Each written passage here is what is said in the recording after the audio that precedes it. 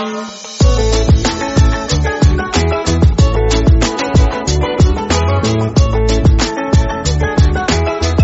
The lord. ప్రభు అయిన యేసుక్రీస్తు వారు ఈరోజు మనకు అందిస్తున్నటువంటి వాగ్దానం కీర్తనల గ్రంథం 92వ అధ్యాయం 13వ వచనం.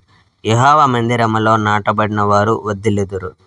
యెహోవాను స్తుతించుట మంచిది. సర్వోన్నతుడైన దేవా, నీ నామాన్ని కీర్తించుట మంచిది.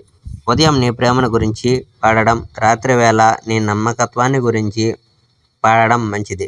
దేవా, 10 తంత్రుల వాయిద్యాలను, స్వరమండలములను నీకోసం వాయించటం మంచిది. సితారం మీద నీకోసం సంగీతనాదం చేయడం మంచిది. యెహోవా, నీవు చేసిన పనుల మూలంగా నిజంగా నీవు మమ్మల్ని సంతోషింపజేస్తావు.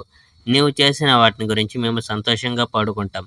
యెహోవా, నీవు గొప్ప కార్యాలు చేశావు. నీ తలంపులు మేము గ్రహించడం మాకు ఎంతో కష్టతరం.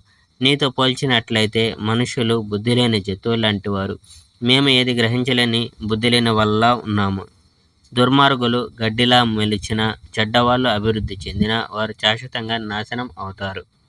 కానీ యెహోవా, నీవు శాశ్వతంగా గౌరవింపబడతావు. యెహోవా, నీ శత్రువులు అందరూ నాశనం చేయబడతారు. చెడు కార్యాలు చేసే ప్రజలందరూ నాశనం చేయబడతారు. కానీ నీవు నన్ను బలపరుస్తావు. బలమైన కొమ్ములు గల పొట్టేలు వలె నీవు నన్ను చేస్తావు. సేదతీర్చి నీ తైలాన్ని నీవు నా మీద పోసావు. నా శత్రువుల పతనాన్ని నా కండ్లారా చూశాను. నా శత్రువుల నాశనాన్ని నా చెవులారా విన్నాను. నీతిమంతులు ఖర్జూరపు చెట్లులా అభివృద్ధి చెందుతారు. వారు లవణాల్లోని దేవదారు వృక్షంలా పెరుగుతారు. మంచి మనుషులు యెహోవా ఆలయంలో నాటబడిన మొక్కల వలె బలంగా ఉంటారు. వారు మన దేవుని ఆలయంలో బలంగా ఎదుగుతారు. వారు వృద్ధులైన తర్వాత కూడా ఫలిస్తూనే ఉంటారు. వారు ఆరోగ్యంగా ఉన్న పచ్చని మొక్కల్లా ఉంటారు.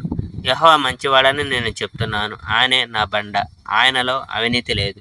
Praise the Lord. May God bless our India.